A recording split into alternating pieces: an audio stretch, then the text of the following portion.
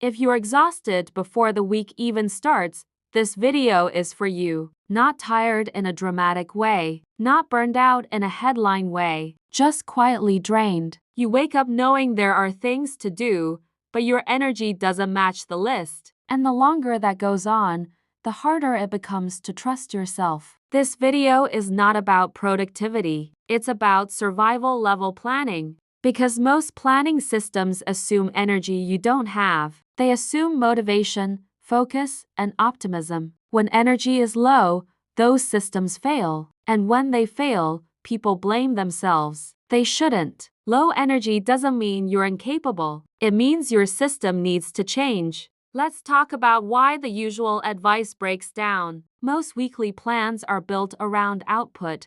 How much you'll do, how fast you'll do it, how many boxes you'll check. That works when energy is stable. When it's not, that approach creates pressure, which drains energy faster. So the plan becomes another problem. What you need instead is a plan that protects energy first, not maximizes it, protects it. Because protected energy compounds. Here's the shift. Your week should not be built around goals. It should be built around limits. Limits are not negative. They are containers, and containers make effort usable. So instead of asking, "What do I want to get done this week?" start with a different question. How much can I give without breaking myself? That answer is smaller than you think, and that's okay. Let's build a simple weekly structure that works when energy is low. Not ideal energy, real energy. First, you need fewer priorities, not clearer ones. Fewer ones. One focus for the week, not 5, not 3, 1. If everything matters, nothing moves. Your focus should be narrow enough that it feels almost boring. Boring is good. Boring means sustainable. Second, you need time blocks that end. Most people plan time to start. They forget to plan time to stop. When there's no end, effort expands until exhaustion. So instead of long days, use short, defined blocks. Even 90 minutes is plenty. When the block ends, you stop. Not because the work is done, but because your energy matters more. This builds trust with yourself. You stop fearing the work because it doesn't consume you. Third, you need a rule for bad days. Every plan fails without this. Bad days happen.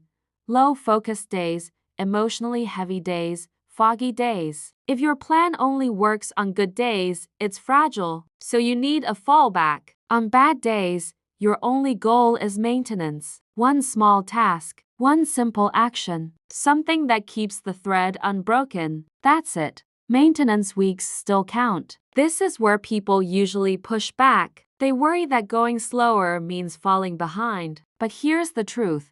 Burnout sets you back more than restraint ever will. A slower pace that continues beats a fast pace that collapses. Every time. Let's talk about what not to plan. Do not plan your entire week in detail. Overplanning drains energy before the week begins. You don't need a perfect map. You need a direction and a boundary. Do not plan motivation. Motivation is unpredictable. Plan actions that don't require enthusiasm. Simple tasks. Obvious steps. Those move things forward quietly. And do not punish yourself for unfinished lists. Unfinished lists are information, not failure. They tell you what your system can't handle yet. That's useful. Now let me say something important. If your energy is low because life has been heavy, that is not something to optimize away. Grief, stress, uncertainty, and loss change capacity. Any plan that ignores that will feel cruel. Your plan should feel kind, firm, but kind. This channel is about rebuilding without violence. That includes self-violence. A good week doesn't mean everything went well. It means you showed up within your limits. That's stability. And stability comes before growth. If you want help putting this into practice, there's a free 7-day reset linked below. It walks through this kind of planning gently. No pressure. Use it if it helps. Ignore it if it doesn't. The most important thing is this.